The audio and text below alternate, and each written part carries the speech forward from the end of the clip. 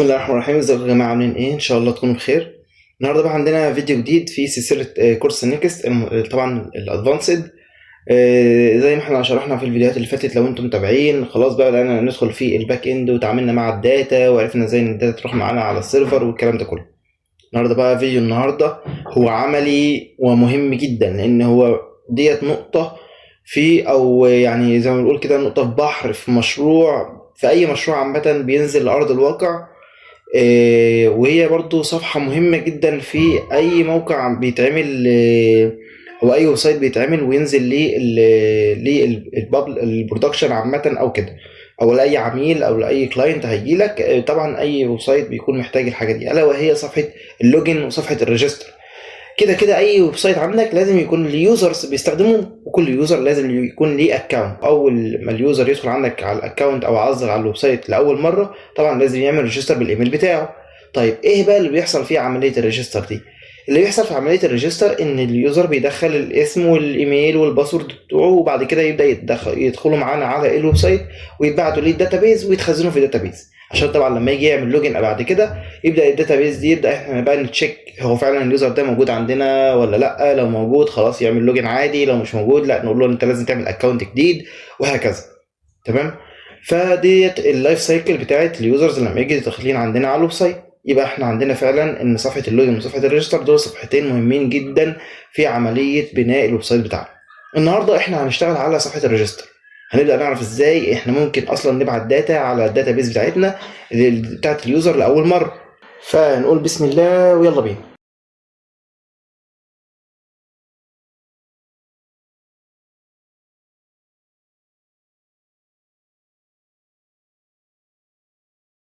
طيب، زي ما احنا عارفين احنا دلوقتي المفروض ان احنا نبني الاند بوينت بتاعت الريجستر بيج عندنا. بنبني الاند بوينت دي ازاي؟ زي ما احنا عملناها قبل كده في الجيت بوستس وفي البوست والاي بي ايز اللي احنا عملناها، او الاند بوينتس اللي احنا عملناها قبل كده.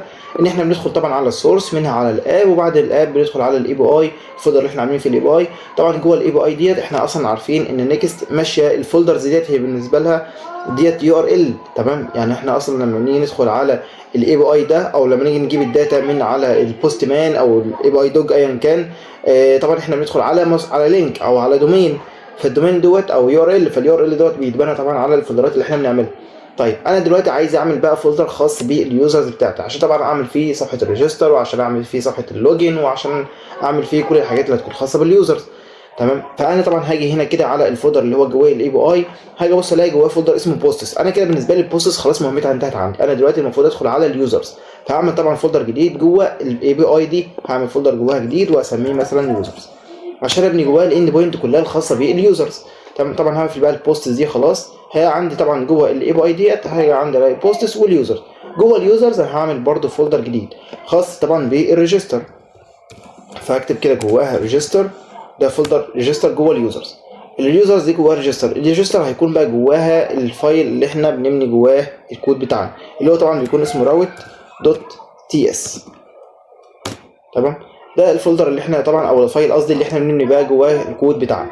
بنعمل ايه؟ طبعا اول حاجه طبعا احنا لازم يكون عندنا حاجه اسمها نيكست، نعملهم طبعا امبورت كده، اللي هم النيكست ريسبونس بالظبط، والنيكست ريكوست. تمام بالظبط كده.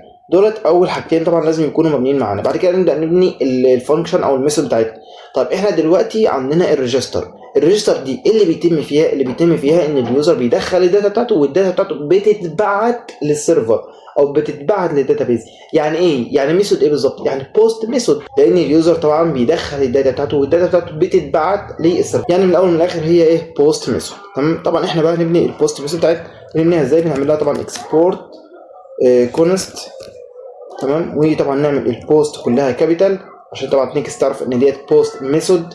تمام. ونعمل يساوي، ونقول طبعا هي تكون اسync فانكشن، وطبعا نبني الفانكشن بتاعتنا زي ما احنا عارفين بالطريقه دي كده. فطبعا احنا زي ما احنا قلنا ان احنا لازم نعمل جوه الميثود بتاعنا حاجه اسمها تراي وكاتش. طبعا ديت بنبنيها علشان نعرف ان احنا بعد كده نهندل الايرور بتاعنا لو حصل اي ايرور في عمليه الكونكشن مع الداتابيز.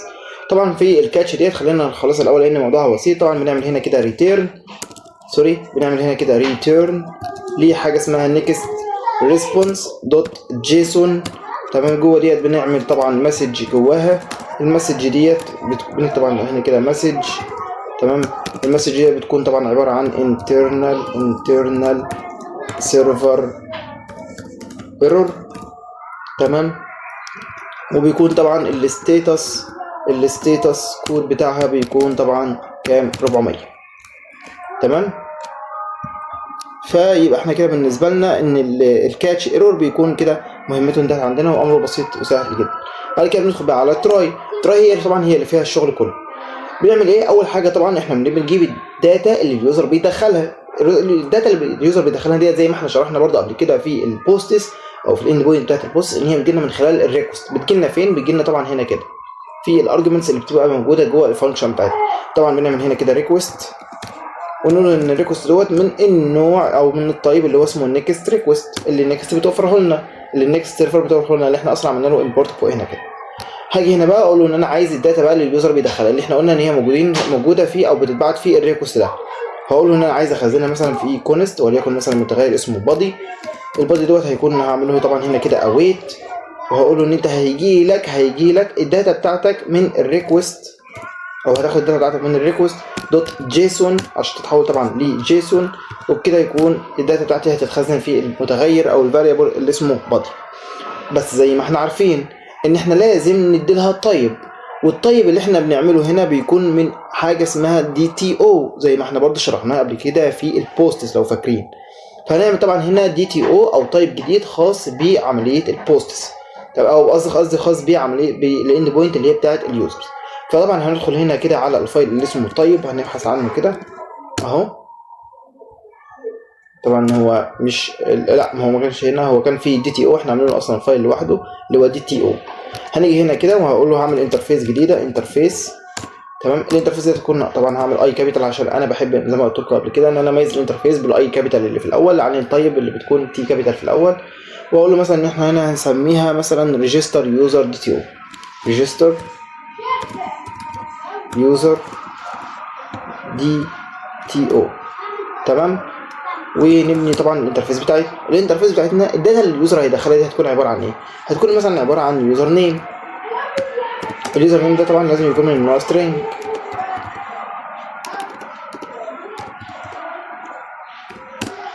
تمام. هيدخل ايميل، الايميل ده برضه هيكون من نوع سترينج.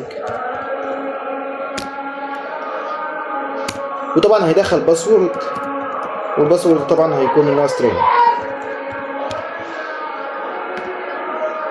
وطبعا علشان الصوت اللي حواليه ده، فده موعد صلاه المغرب، هرجع لكم بعد صلاه المغرب ان شاء الله. رجعنا طيب، واحنا عملنا دلوقتي طبعا الباسورد عملناه سترينج. تمام. طيب دلوقتي بقى اليوزر، طبعا اليوزر هيدخل عندنا يوزر نيم، ايميل، باسورد، احنا مش محتاجين منه اكتر من كده. هيجي طبعا دلوقتي ان احنا بعد كده هنعمل لها ان احنا نيجي هنا كده ونعمل لها الاكسبورت بتاعها ونكتبها هنا، طبعا ناخدها كده كوبي ونحطها هنا كده. تمام. طبعا كده عملنا لها اكسبورت. نرجع بقى على الفايل بتاعنا اللي هو الراوت، ونيجي هنا كده طبعا نبدا بقى ناساين التايب دوت للبادي بتاعنا، اساين اي ريجستر، وطبعا نضغط انتر عشان يعمل لها اوتو امبورت. وطبعا هنا نيجي كده نحط دول كلهم بين قوسين علشان يبدا يخلي كل دول كلهم متخصصين او يعمل لهم اساين للتايب ده، او التايب دوت معمول له اساين لكل الريكوست بتاعنا ده. تمام. ماذا بعد ذلك؟ احنا كده خلاص خدنا البادي. بعد البادي بقى هنبدا ان احنا ناخد او ان احنا نبدا ندخل الداتا نبدا ان احنا ندخل شكل الداتا او السكيما بتاعت الداتا اللي احنا هنبعتها للسيرفر بتاعنا. بس طبعا قبل ما نعمل السكيما للداتا احنا بنعمل لها ايه؟ بنعمل لها الفاليديشن بتاعها. يعني ايه الفاليديشن؟ زي برضو ما شرحنا قبل كده في الفاليديشن ان احنا مستخدمين زود، وزود بتحدد لنا لكل انبوت او كل فيلد احنا بندخله الفاليديشن بتاعه. يعني مثلا خلينا نجرب، انا طبعا هعمل هنا كده كونست، واقول له مثلا انا عندي هنا هسميها مثلا وليكن كرييت ماشي، كرييت يوزر مثلا، او كرييت نيو يوزر سكيما. تمام. واعمل هنا طبعا ايكوال، واقول له هنا زد دوت زد، طبعا ديت هنعمل لها امبورت من زد، ونعمل دوت اوبجكت، طبعا نفتح قوس ونفتح قوس كمان كوست اوبجكت، ونعمل انتر. احنا دلوقتي عندنا طبعا اول انبوت معانا او اول فيلد اللي هو اليوزر نيم. اليوزر نيم ده هنعمل له الفاليديشن بتاعه بيكون عباره عن ايه؟ بيكون ان طبعا اليوزر نيم ده لازم يكون سترينج طبعا، ديت اول حاجه. بعد كده طبعا احنا بنحدد طبعا المين بتاعه اللي هو اقل عدد من الحروف، وليكن مثلا 5. وطبعا نعمل له الدوت ماكس بتاعه ان هو طبعا لازم يكون مثلا 100 مثلا، لا بلاش يعني مش درجه 100، ممكن نخليها مثلا 15، اليوزر نيم بتاعه 15. ونعمل كوما. عندنا تاني فيلد معانا اللي هو الايميل، نفس الكلام في الايميل، زد دوت سترينج برضه هيكون طبعا سترينج. والدوت من ليه هنعمل طبعا دوت من ليه ونخليها مثلا وليكن 2. والدوت ماكس برضه نعمله الماكس يكون مثلا 200. واخر حاجه طبعا نعمله دوت ايميل عشان لازم يعمل فاليد على ان كان هو ايميل ولا لا. طبعا هيفاليد ازاي؟ هي مثلا فيها في علامه الات، ات بقى ياهو، ات ايميل، ات جوجل، ايا كان ات هو ايه، بس لازم طبعا يفاليديت عليه هو ايميل ولا لا. بعد كده بعد اليوزر نيم وبعد الايميل هيبدا طبعا يفاليديت على الباسورد.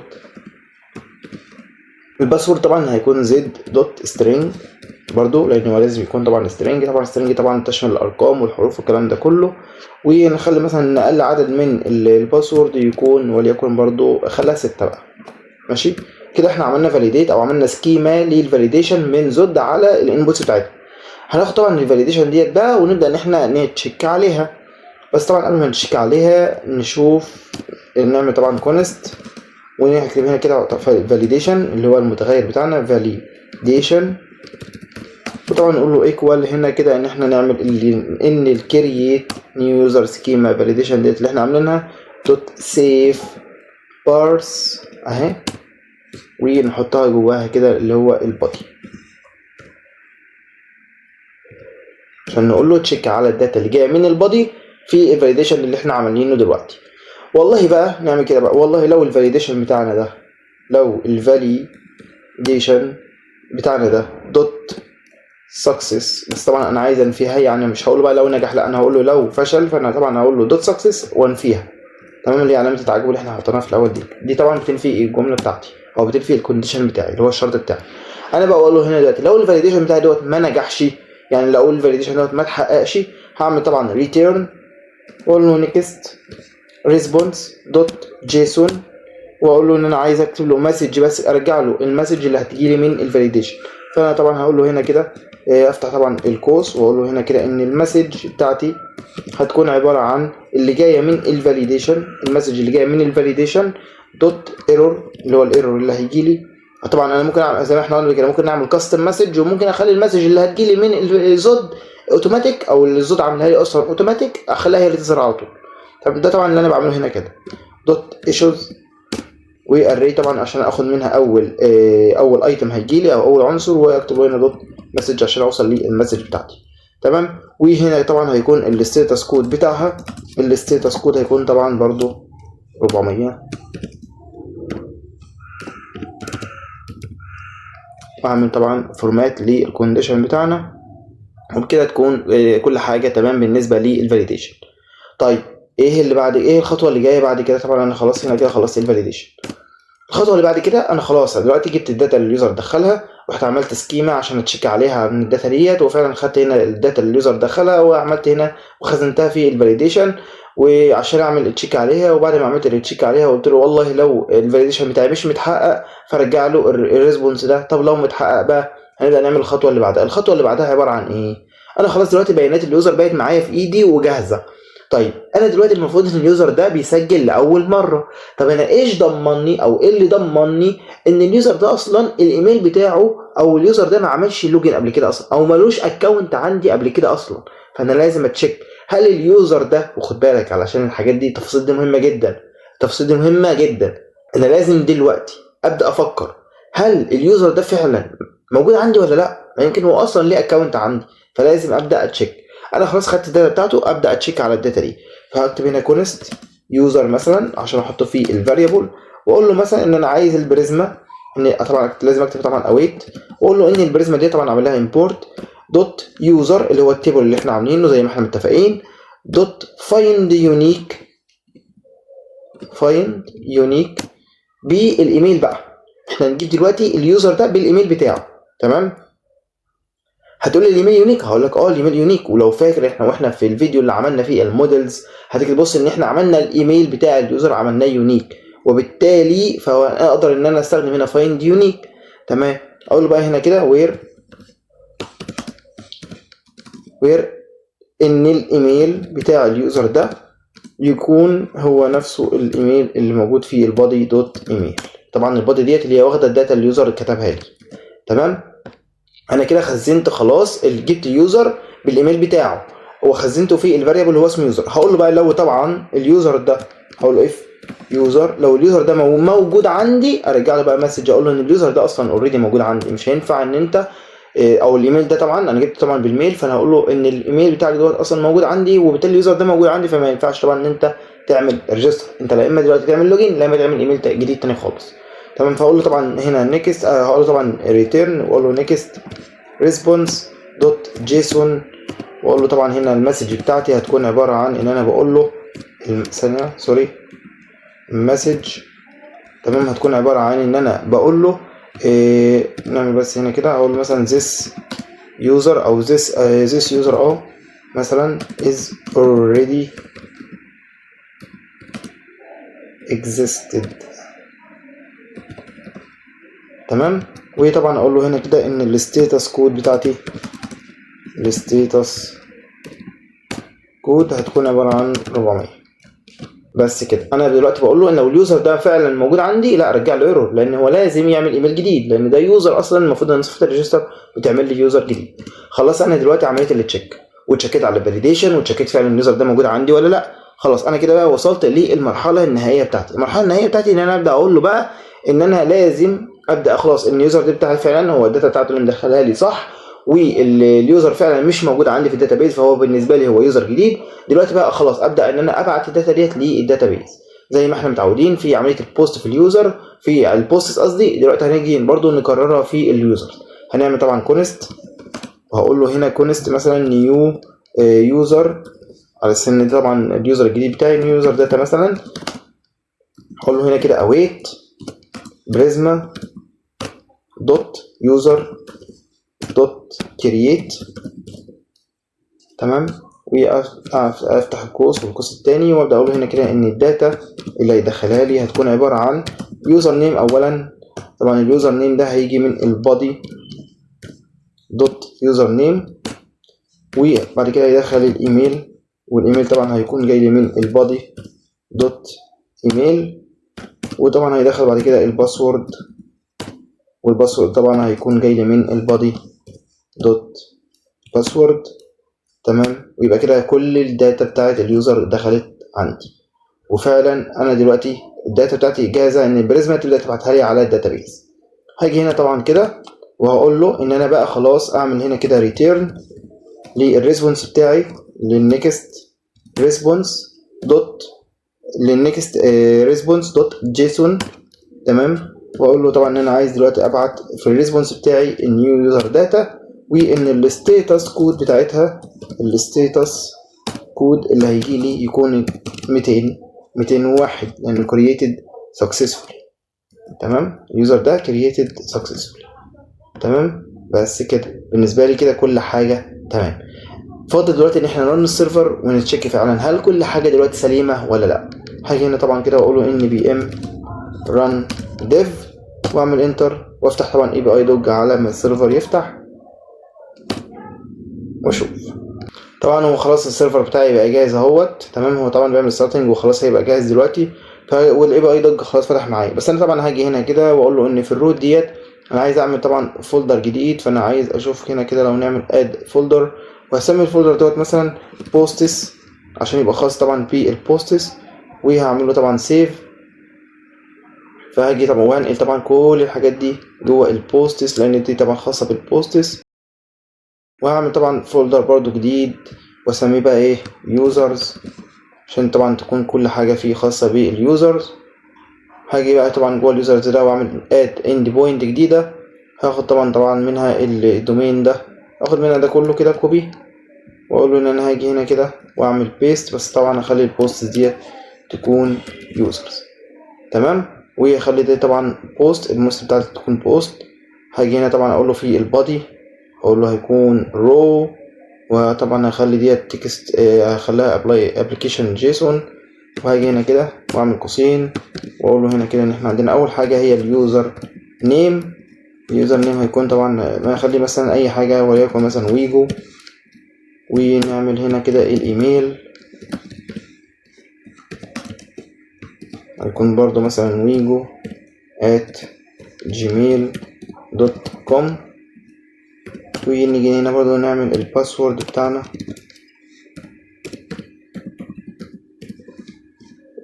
ونخليها مثلا من 1 2 3 4 5 6. تمام، وكده كل حاجة تكون جاهزة. اعمل دلوقتي سند ونشوف. طبعا احنا هنتابع السيرفر تحت هنا كده، عمل كومبايلنج اهو. تمام، عمل كومبايلنج، دخل على النوت فاوند بيج، يبقى كده اكيد احنا عندنا حاجه غلط. فاحنا دلوقتي عندنا خطا، عشان طبعا هو خلاص جاب لنا هنا طبعا ايرور اهوت، وجاب لنا نوت فاوند هنا كده، عمل اصلا كومبايل على نوت فاوند. طالما عمل هنا كومبايل على نوت فاوند يبقى انت اصلا هنا الاي بي اي اللي انت شغال عليه مش هو الاي بي اي المظبوط. فطبعا هو فعلا مش الاي بي اي المظبوط. ليه؟ لان لو رجعنا دلوقتي الاند بوينتس اللي احنا عاملينها، احنا المفروض عندنا سلاش اي بي اي سلاش يوزرز سلاش ريجستر، انما احنا اصلا عاملين ايه؟ احنا عاملين يوزرز على طول، وده طبعا ما ينفعش. احنا هنا كده المفروض احنا اصلا عندنا الدومين ده اللي هو الفاريبل اللي احنا اصلا عاملينه، هو معانا لحد الاي بي اي بوستس مع الاي بي اي، وبعد كده بوستس مثلا. احنا بقى عندنا هنا كده هو اللي واقف لحد الاي بي اي. احنا بقى عندنا من الاي بي اي بعد كده يبقى يوزرز، بعد كده يبقى ريجستر. يبقى انا المفروض هنا كده اجي واعمل يوزرز واعمل سلاش ريجستر. المفروض ان هو كده يبدا يبوست معايا الداتا ديت مظبوط. هعمل طبعا سند تاني واشوف ايه اللي هيحصل. فعلا عمل كومبايلنج على الاي بي اي يوزرز ريجستر. المفروض ان احنا كده الاي بي اي بتاعنا مظبوط، او اليو ار ال بتاعنا مظبوط. طيب هنشوف هيوصل بالفعل. هنا خلاص الكومبايل تم، وهنا عمل بوست بالفعل، وجاب لي انترنال سيرفر ايرور. هو بس هو كده احنا معانا كده دلوقتي كل حاجه مظبوطه. هو فعلا الاي بي اي بتاعي مظبوط، ولكن طالما جاب لي انترنال سيرفر ايرور يبقى في مشكله تانية عندي في الكود ملهاش دعوه دلوقتي بالاي بي اي او باليو ار ال. تعال نشوف ايه هي المشكله اللي عندنا. طيب انا هاجي هنا كده وهعمل كونسول لوج للايرور بتاعنا عشان اعرف احاول اوصل للايرور ده هو ايه بالظبط. فانا هاجي هنا كده واقول له اطبع لي الايرور ده، ماشي. وهاجي هنا كده واقول له اعمل send. فبالفعل هنا كده طبع لي الايرور واللي expected double quote. تقريبا في حاجة عندنا هنا كده.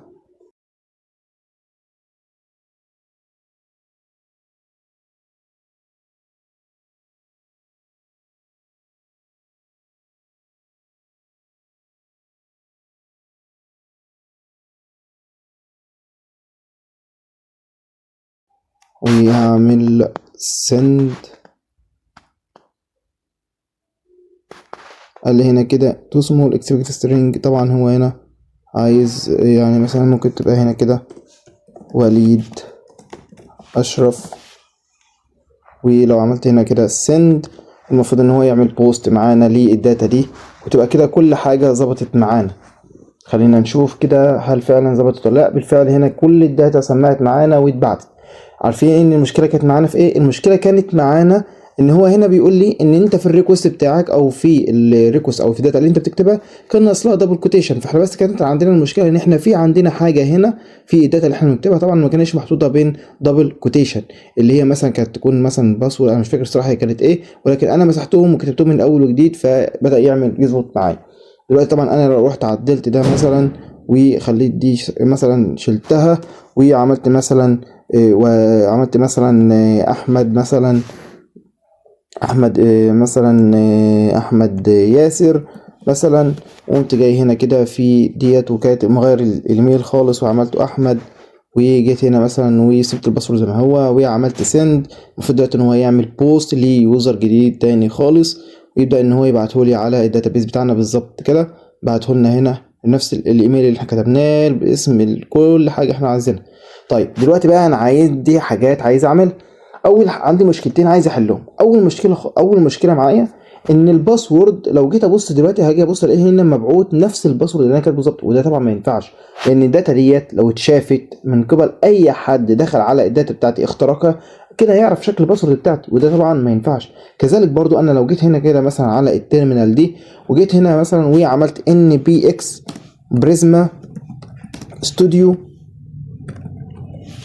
تمام، وبدات ان انا ادخل على البريزما ستوديو ديت او على الداتابيز بتاعتي الاونلاين على البريزما سيرفر، هبدا اشوف برضو شكل الداتا اللي انا عملت لها بوست ديت شكلها عامل ازاي في التيبل بتاع اليوزرز. هبدا اشوف ده برضو عامل ازاي. استنى بس ان السيرفر بتاع الاستوديو او البريزما ستوديو يرن معايا، وابدا اشوف شكل الداتا بتاعتي دوت بقى عامل ازاي. تمام، دلوقتي بدا السيرفر ان هو يجهز معايا اهو، فتح الهوست بتاعتي. دلوقتي انا هدخل على التيبل اللي هو اليوزر، وهبدا ان انا بس اكبر كده. هتشوفوا دلوقتي ان انا فعلا عندي التو يوزرز او التو اليوزرز فعلا اللي انا دخلتهم هنا باليوزر نيم بتاعهم، بالباسورد بتاعهم، بالرول، بالايميل، بكل حاجه بتاعتهم. طيب، ولكن هنا برضو زي ما انتم شايفين الباسورد برضو متشاف وواضح، وده طبعا ما ينفعش. ديت اول مشكله معايا. تاني مشكله معايا ان انا برضو عايز في الريسبونس اللي بيجي لي بعد ما انا بعمل بوست للداتا، انا مش عايز كل ده يظهر لي. انا مش عايز مثلا مش عايز مثلا الباسورد يظهر لي هنا اصلا، مش عايز مثلا مش عايز ايه تاني يعني، عايز اظهر هنا بس حاجات معينه بس انا عايز اظهرها، مش عايز كل الداتا دي تظهر لي، مش عايز الريسبونس ده كله يظهر لي. برضو انا في عندي امكانيه ان انا احدد كل اللي احنا عايزينه. ولكن اول مشكله بقى احلها هي حته الباسورد دي. انا عايز الباسورد دي تتشفر من الاخر، بحيث ان هي ما تبقاش واضحه كده، ما يبقاش معروف ايه الباسورد بالظبط اللي انا كاتبها. وطبعا احنا علشان نعمل الحركه دي احنا عندنا لايبراري خاصه اصلا بالشغل ده، وان هي لايبراري قادره ان هي تعمل لي انكريبشن للباسورد بتاعتي. تمام، اللايبراري ديت او عشان طبعا اعمل لها انستليشن فانا لازم اقفل السيرفر بتاعي هنا كده واعمل ان بي ام انستول لحاجه لايبراري اسمها بي كريبت جي اس. بي كريبت جي اس ديت هي لايبراري بتمكنني ان انا اقدر اشفر الباسورد بتاعتي. طبعا هعمل لها هنا انستول. برضو على ما اعمل لها هنا انستول انا عندي برضو ملحوظه كمان. انا لو شغال جافا سكريبت او جي اس اكس على البروجكت بتاعي، طبعا احنا هنا مش ده طبعا اللي احنا شغالين بيه هنا، احنا شغالين تايب سكريبت. فلو انا شغال جي اس اكس او جافا سكريبت على البروجكت بتاعي، فانا محتاج ان انا اسطب البي كريبت دي بس، او احيانا بتكون على حسب الاصدار بتاعك وعلى حسب الفيرجن بتاع المشروع اللي انت شغال عليه، فاحيانا بتكون موجوده معاك واحيانا لا. ولكن حتى لو هي مش موجوده فانت كل اللي عليك انك بتسطب الكوماند اللي احنا لسه عاملينه دلوقتي اللي هو ان بي ام انستول بي كريبت جي اس بس. ما بتقدرش يعني، ما انتش محتاج انك تعمل انستليشن لاي حاجه عليه، ده لو هي مش موجوده معاك في الاصدار اللي انت شغال عليه. اما لو في الاصدار اللي انت شغال عليه هي فعلا موجوده فانت كده اصلا مش هتحتاج انك تعمل لها انستليشن. طيب ده في حاله ان انت شغال جي اس اكس او شغال جافا سكريبت.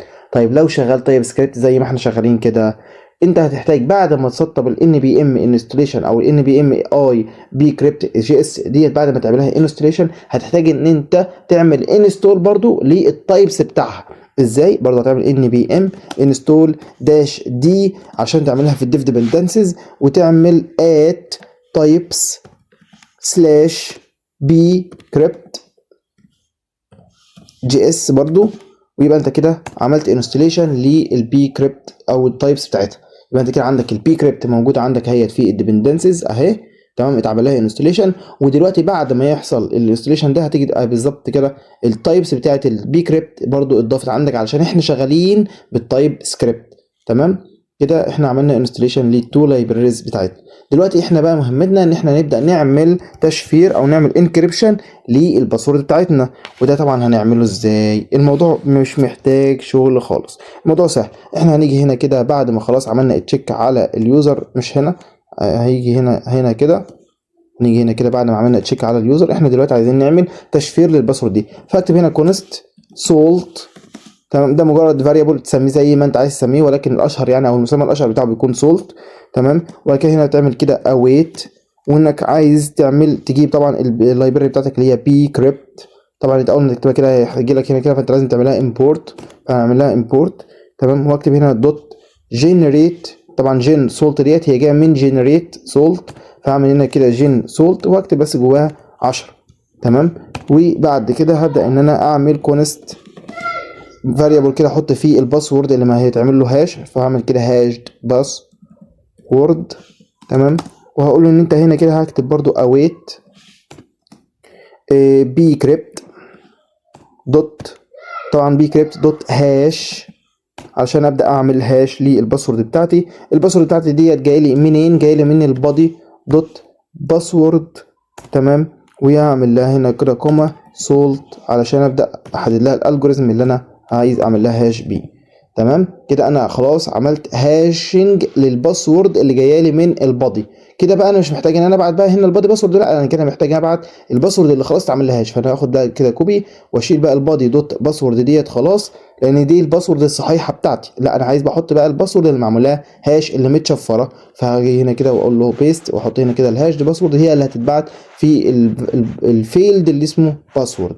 تمام. ودلوقتي اجي بقى ان انا اشغل السيرفر تاني، فاعمل ان بي ام ران ديف وابدا اجهز الداتا بتاعتي اللي انا عايز ابعتها. انا مثلا اغير هنا كده اليوزر ده، انا هخليه مثلا عبده هنا كده، وهاجي هنا كده اغير ده واخليه عبده @gmail، وهغير بس الباسورد دي واخليها اي باسورد تانية انا عايز اعملها. هخليها برضو مثلا عبده 1 2 3 4 5 6 وهعمل سند. ودلوقتي عايزين نشوف النتيجة اللي هتظهر معانا هتكون عاملة ازاي. هو دلوقتي بيعمل ريلودنج معايا اهو، عمل هنا كومبايلنج اهوت على اللينك على الاي بي اي بتاعنا. خلاص كده خلص كومبايلنج. لو جيت بصيت دلوقتي على السيرفر بتاعنا هاجي ابص لان هو بيقول لي هنا ان الاسم دوت قصير، فانا طبعا لازم ازوده. فهخليه مثلا عبد ياسر وهعمل سند. كده طالما جالي الكلام ده كله يبقى فعلا عندي الاستجابه بتاعتي صح، وبعت فعلا هنا كده كل الريسبونس بتاعتي. ولو جيت بصيت هنا بقى على الباسورد هلاقيه متشفر بقى، مش ظاهر معايا زي ما كان ظاهر قبل كده. كده انا حليت اول مشكله معايا ان انا شفرت الباسورد بتاعتي. فكده الباسورد دلوقتي حتى لو رحت دلوقتي على السيرفر بتاعنا الاونلاين وعملت هنا كده ريفرش، هاجي الاقي بص هنا ان اليوزر فعلا هيتضاف معانا اهو، عبده هنا اتضاف معانا اهو. ولو جيت بصيت على الباسورد بتاعته هلاقيها فعلا متشفره، ما عادش ظاهره زي ما كانت ظاهره قبل كده زي احمد ووليد هنا كده، ما عادش هنا متضافه زي صريحه كده، لا هنا بقت متشفره. كده انا حليت اول مشكله معايا. تاني مشكله معانا بقى ان احنا عايزين الريسبونس بتاعنا ما يظهرش بقى فيه كل الداتا دي. انا عايز مثلا يظهر لي اليوزر نيم بس، واليوزر نيم مثلا والايميل، وبلاش الباسورد مثلا، وممكن نيجي ادمن برضو الرول، يبقى اليوزر نيم والباسورد والرول بس. هاجي اعمل احل المشكله دي ازاي؟ انا خلاص هنا ببعت الداتا اهو. بعد الداتا دي بعمل حاجه اسمها سيلكت. سيلكت ديت هي بقى بتحدد لي انا عايز اعرض ايه بالظبط. فبقوم جاي بعد السيلكت دي كده وعامل قوسين وعامل اللي هي نقطتين وعامل قوسين، وابدا اقول له مثلا عايز اعرض اليوزر نيم، وعايز اعرض ايه مثلا، عايز اعرض الايميل، وعايز اعرض مثلا الاز ادمن. بعد كل واحده فيهم هكتب بس كده كده نقطتين واعمل ترو، واجي هنا برضو كده واقول له ان دي برضو ترو اعرضها لي، وهاجي برضو بعد اليوزر نيم ديت واقول له ترو. تمام. كده انا عندي 3 فيلد بس هو اللي انا عايز اعرضه، وبرضو ممكن اعرض الاي دي علشان اعرف برضو انا واقف على انهي يوزر من اليوزرز اللي انا بكريتهم عندي، واقول له دي برضو ترو. تمام. طبعا انا عملت الاي دي فوق لان هو طبيعي بيكون اللي هو يظهر اول حاجه. طيب انا دلوقتي كل حاجه ظاهره معايا. انا المفروض دلوقتي ان انا هعرض الاي دي واليوزر نيم والايميل والرول بس. طبعا المفروض دلوقتي ايه اللي مش هيظهر معايا؟ الكرييتد والابديتد، واي حاجه طبعا انا مش عايزها ما بعرضهاش. تمام. هغير بقى طبعا اليوزر ده، هخليه مثلا اشرف احمد. تمام. وهغير برضو الايميل ده، هخليه برضو اشرف @gmail.com، وكلمة السر برضو هخليها 1 2 3 4 5 6 عادي جدا، وهعمل سند وابدأ اشوف ايه الريسبونس اللي هيجي لي هنا كده في الريسبونس بتاعي. هاجي ابص برضو هلاقي هنا كده المفروض ان هو يعمل لي هنا كده كومبايلنج. بالفعل عمل كومبايلنج على الاي بي اي بتاعي، خلص الكومبايلنج. دلوقتي هيعمل بوست وبالفعل رجع لي هنا كده الريسبونس اللي انا حددته بس. يبقى انا كده حليت تاني مشكلة معايا. ده كان فيديو النهارده، اتمنى ان هو يكون سهل وسط عليكم. المعلومات ما كانتش كتيره، ولكن الحاجات دي مهمه جدا في بناء اي ويب سايت، انك تعمل صفحه الريجستر اللي بتاعت اليوزر الجديد لما يدخل عندك على اي ويب سايت لاول مره. لا طبعا لازم يعمل اكونت، ويعمل اكونت من صفحه الريجستر. لسه بقى معانا صفحه اللوجين برضو هيبقى فيها شغل كتير جدا، وهتكون برضو بسيطه ولكن هي برضو مهمه جدا. انا وليد، وده كان فيديو جديد من سلسله كورس نيكست. اشوفكم في فيديو جديد. سلام.